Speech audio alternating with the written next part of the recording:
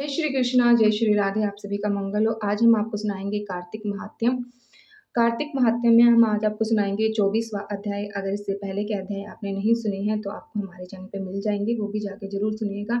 और उसके बाद हम आपको तुलसी माता की भी कहानी सुनाएँगे, जो कार्तिक महीने में बहुत ज़्यादा सुनी जाती है। तो चलिए शुरू करते हैं। राजा पृथु ने कहा, हे नारद जी, आपने तुलसी के इतिहास के व्रत महात्म के बारे में कहा है। अब यह बताने की कृपा करें कि कार्तिक मास में और भी देवताओं का पूजन होता है, यह भी मुझे समझा कर कहिए। नारद जी ने कहा, पहले समय में पार्वती के निकट कर्तिपुर में एक धर्मात्मा धर्मदत्त नामक ब्राह्मण रहता था। वह भगवान विष्णु के सब व्रत करता था। एक दिन कार्तिक मास में वह एक पहर रात शेष रहने पर जागरण के लिए भगवान विष्णु के मंदिर में हर प्रकार की सामग्री लेकर जा रहा था कि मार्ग में उसने एक बड़ा भयंकर राक्षसी को देखा, जिसके बड़े बड़े दांत, लपकती हुई जीभ और लाल लाल नेत्र थे। उसका शरीर नंग और मांस से रहित था। उस भयंकर राक्षसी को देखकर धर्मदत्त बुरी तरह से कांपने लगा। कुछ उपाय न देखकर उसने पूजा वाली थाली और जल का लोटा उसके ऊपर फेंक दिया, क्योंकि इसने भगवत नाम का जाप करते हुए वह सामग्री और जल का लोटा जिसमें तुलसी दल पड़ा था उसे मारा था, तो जिससे उसकी जन्म जन्मांतर के पाप नष्ट हो गए और पूरा जन्म याद आ गया। वह हाथ जोड़कर धर्मदत्त के चरणों में गिर पड़ी और बोली, हे प्रिय, मैं पूर्व जन्म के कर्मों के फल से इस अवस्था को प्राप्त हुई हूँ। नारद जी ने कहा, हे राजन, उसे इसी प्रकार प्रणाम करते देख अति विस्मित होकर धर्मदत्त ने पूछा, तेरी यह अवस्था किस कर्म के फल से हुई है? तू पूर्व जन्म में कहाँ रहती थी और तेरा कैसा चरित्र था? यह सब कुछ मुझे बतला।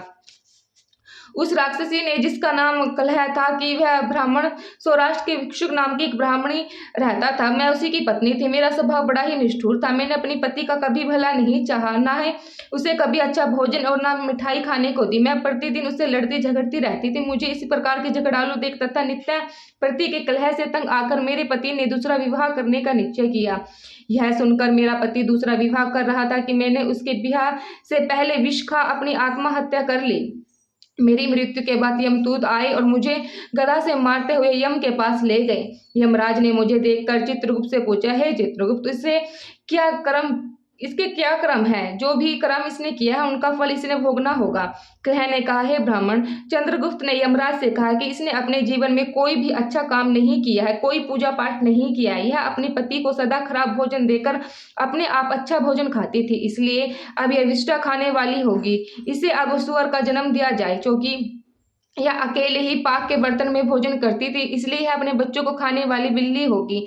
इसने अपने पति पर क्रोध करके आत्माघात किया है, इसलिए यह प्रेत योनि में जाएगी। अब आप इसको अपने दूध द्वारा अमृत स्थान पर भेज दीजिए। वहां पर यह बहुत दिनों तक प्रेत योनि में रहकर फिर यह पापनी अपने तीनों योनियों को भोगेगी। सो हे ब्राह्मण, मैं 500 वर्ष से प्रेत योनि में हूँ और भूख प्यास के कारण नित्य दुखी रहती थी। एक दिन भूख से तंग आकर मैं वैश्य के शरीर में प्रविष्ट हो गई। उसी शरीर द्वारा मैं कृष्णा और वेणी के संगम पर इस देश में आ पहुंची। एक दिन भगवान शंकर व विष्णु जी ने मुझे पलट उसी शरीर से बाहर निकाल दिया। फिर मुझे आप दिखाई दी। आपके लोटे मेरी तुलसी जल का छींटा मेरे ऊपर पड़ा, जिससे मेरे सब पाप नष्ट हो गए। हे दुर्योत्तमा, अब आप मुझे यह बतलाइए कि आगे होने वाली 3 योनियां और इस प्रेत शरीर से किस तरह मेरी मुक्ति होगी। धर्मदत्त ने कहा, कलह की बात सुनकर उसने पिछले कर्मों और वर्तमान अवस्था को देखकर बड़ी दुखी हुई। उसका दुख देखकर उसका चित्त पिघल गया। उसे दुखित भाव से कहा, 25वां अध्याय। आज हम आपको 25वां अध्याय भी सुनाएंगे। तीर्थ व्रत और दान आदि के करने से समस्त पाप नष्ट हो जाते हैं, मगर प्रेत योनि में रहने वाले को इसका अधिकार नहीं है। तुम्हारे दुख को देखकर मैं अत्यंत दुखी हूँ और तुम्हारे दुख दूर किए बिना मुझे संतोष नहीं होता। तुम्हारा पाप बड़ा भारी है, क्योंकि यह तीनों योनियां बड़ी पाप करने वाले को ही प्राप्त होती है और प्रेत योनि तो थोड़े पुण्य से भी नष्ट नहीं हो सकती। लेकिन मैं तुम्हें इस योनि से अवश्य छुड़वाऊंगा। इसलिए मैंने जो कार्तिक का व्रत किया, इसका आधा पुण्य तुम्हें देता हूँ, क्योंकि यज्ञ दान तीर्थ से सब निश्चय ही कार्तिक के व्रत के पुण्य के समान नहीं है। देवऋषि नारद बोले, हे राजन, इतना कहकर धर्मदत्त उसको ओम नमो भगवते वासुदेवाय यह द्वाक्षर मंत्र सुनाए और तुलसी के जल उसके ऊपर छिटा। बस फिर क्या था, क्षण भर में वह प्रेत योनि से छूट पर ज्वलित शिखा के समान दिव्य रूप धारण करके लक्ष्मी के समान सुंदर हो गई। तब वह धर्मदत्त को दंडवत करके प्रसन्नता से गदागद होकर बोली, हे ब्राह्मण, आपके आशीर्वाद से मैं इस घोर नरक से छूट गई हूँ। मुझे पाप सागर में डूबते हुए के लिए आप नौका के समान है। नारद जी ने कहा, हे राजन, अभी कलह इसी प्रकार ही कह रही थी कि वह विष्णुगण एक दीप्यमान विमान लेकर आया। विमान के द्वार पर अप्सराएं और गण बैठे हुए थे। धर्मदत्त ने उनको देखकर प्रणाम किया। पुण्यशील और सुशील नामक भगवान विष्णु के गणों ने धर्मदत्त को अपने हाथ से ऊपर उठा इसका अभिनंदन करके कहा, हे दुष्श्रेष्ठ, आप धन्य हैं जो सदा भगवान विष्णु के व्रत कथा और सेवा में लगे रहते हैं। आपने जो अपने बाल्यकाल में पवित्र और शुभ कार्तिक व्रत किए थे, उसके आधे फल से कलह के पूर्व जन्म के एकत्रित पाप नष्ट कर दिए। यही नहीं, आपकी कृपा से उसके सैकड़ों जन्म के पाप नष्ट हो गए हैं। आपके जागरण आदि करने से पुण्य प्रभाव से आकाश मंडल से यह विमान आया है।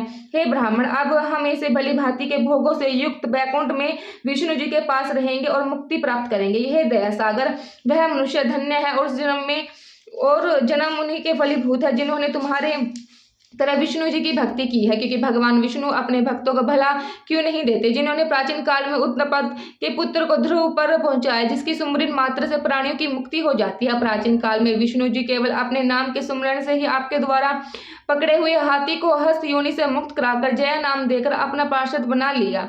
तुमने उसी विष्णु की सेवा की है, इसलिए तुम अपने दोनों स्त्रियों सहित 1000 वर्ष तक भगवान विष्णु के पास निवास करोगे।